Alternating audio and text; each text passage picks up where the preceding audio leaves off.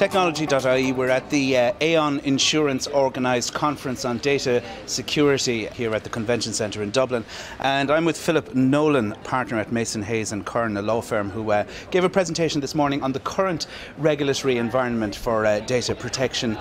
Philip, you put the emphasis this morning and you explained to people that the initial approach in relation to data protection is very much based on amicable resolution. Yeah, no, that's correct. I mean, the thrust of the Irish regime is that when an individual is unhappy with how a company or an organisation is managing their data, they complain to the Data Protection Commissioner, and rather than simply fine the company, their obligation in the first instance is to seek to amicably resolve that complaint, to take the complaint to the company, query it, investigate it, and then maybe exchange views between the parties with a view to trying to essentially mediate an outcome. And that's the first step which the Irish regulator is obliged to take and does take. Now, it's a graduated response, as you explained, because later on there are more stricter enforcement options. Correct. For example, if the complainant is unhappy with a proposal, there may be an apology, for example, in the event of some misprocessing of personal data. And if the individual is unhappy with that, the person may insist on a decision. So the Data Protection Commissioner may make a decision then, and that decision may involve may ask the company to do something. For example, to change how they process personal data. If the company doesn't act on foot of that, well, then the Commissioner has additional tools where they can issue an enforcement notice.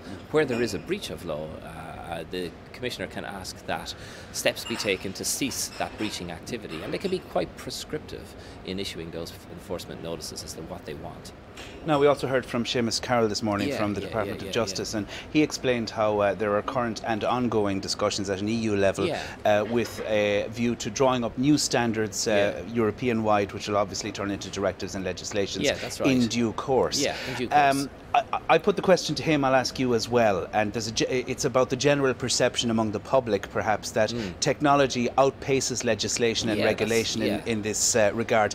Do you feel that the current legislative regime is appropriate for the cyberspace world that we live in now, granted that it was 1995 when those original EU directives were drawn up? Yeah, I mean, I'd actually be in the camp. I don't think it's entirely inappropriate. I think it's capable and competent of regulating tech companies, insurance companies, and other companies that process large amounts of personal data. And we've seen, the Irish and other regulators getting involved and seeking to regulate and achieving results in terms of their engagements with companies. So one, as you correctly point out, with the pace of technology evolution, you're never going to get it right.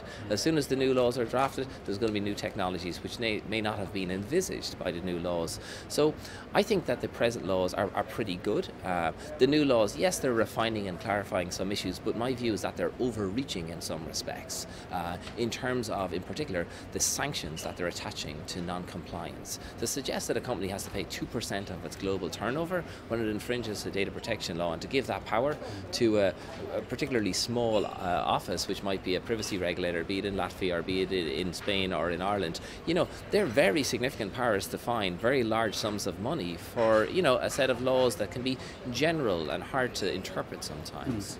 So I think the penalties that are being set out in the draft laws are arguably excessive, and hopefully as the process, the legislative preparation process which is ongoing, hopefully they will revisit those fines and reduce them, because I don't think they're necessary. Is there a danger that perhaps too much power would be given to commissioners and powers that perhaps would more correctly be assigned to courts? Yeah, precisely. I mean, that's a very good summation of what is happening. Traditionally, the courts are responsible for issuing fines, and constitutionally that's how it works in Ireland. And to devolve this power, and if European law permits the devolution, it happens, but it would be peculiar, and it would be fairly unique for a regulator to have such significant powers to fine, not just in relation to domestic activity in Ireland, but to fine a company based on its global turnover, for activities that may have been carried out or affected people across a number of countries. So as I said, very significant powers, very large quantum of fines being devolved to bodies that don't typically have those powers. So it is interesting, and one sort of looks with caution into the horizon to see as how it's all going to unfold.